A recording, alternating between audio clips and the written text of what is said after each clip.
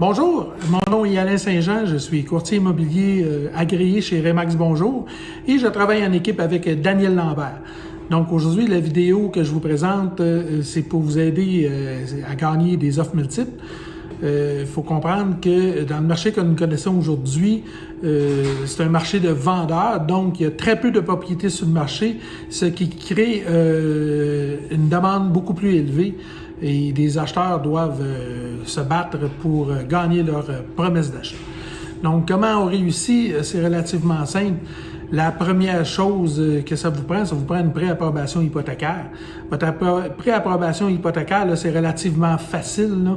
Vous appelez votre institution financière ou un courtier hypothécaire et ils vont vous en émettre une en quelques heures. C'est rapide, c'est facile à avoir. Et si vous travaillez avec un courtier immobilier pour trouver votre propriété, c'est la première chose qu'il va vous demander, c'est votre préapprobation hypothécaire. OK? Le courtier ne travaillera pas avec vous si vous n'avez pas ce document.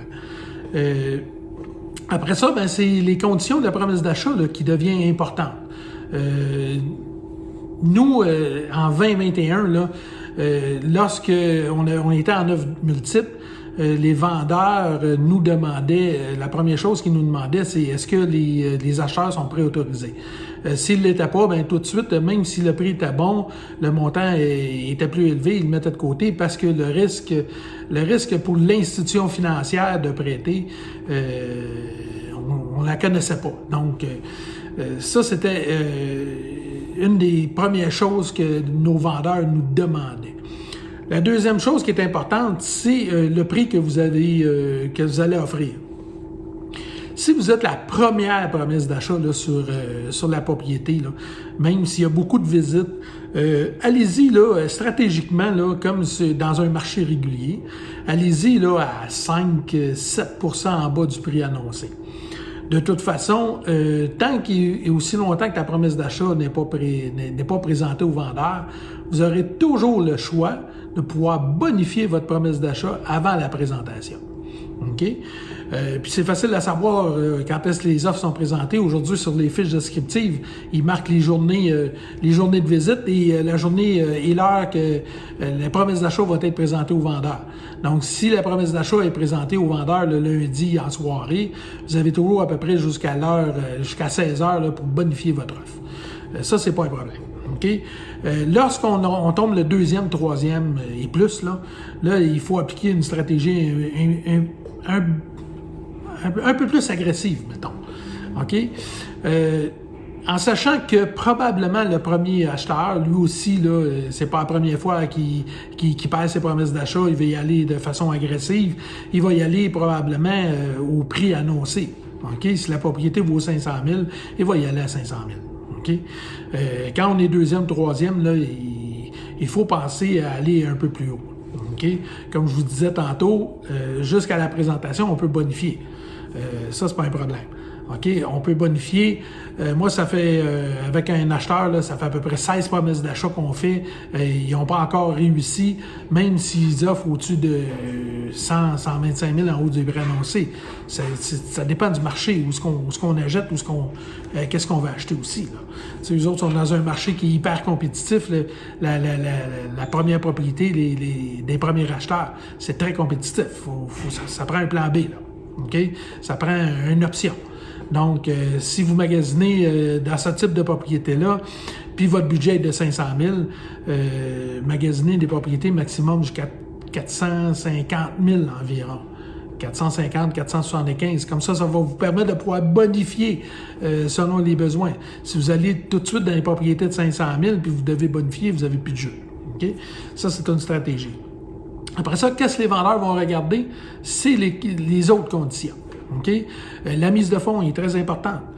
Dans toutes les offres d'achat qu'on a présentées l'année dernière à nos vendeurs, ce n'est pas toujours les plus élevés qui gagnaient. Okay? C'est la mise de fonds, au prix égal, 5 20 il y a une grosse différence. Le risque de l'institution financière de passer à quelqu'un à 5 de mise de fonds ou à 20-25 de mise de fonds est beaucoup moins élevé à 20-25 là. T'sais, même si vous payez en surenchère un petit peu plus cher que le prix du marché, le risque est moins élevé. Okay? La mise de fonds, c'est un des critères principaux avec le prix. Okay? Après ça, ben, c'est les autres conditions. Okay? Jamais, moi, je vais vous déconseiller d'enlever votre condition d'inspection. La seule chose que je peux vous suggérer en gardant votre condition d'inspection, c'est de raccourcir vos délais.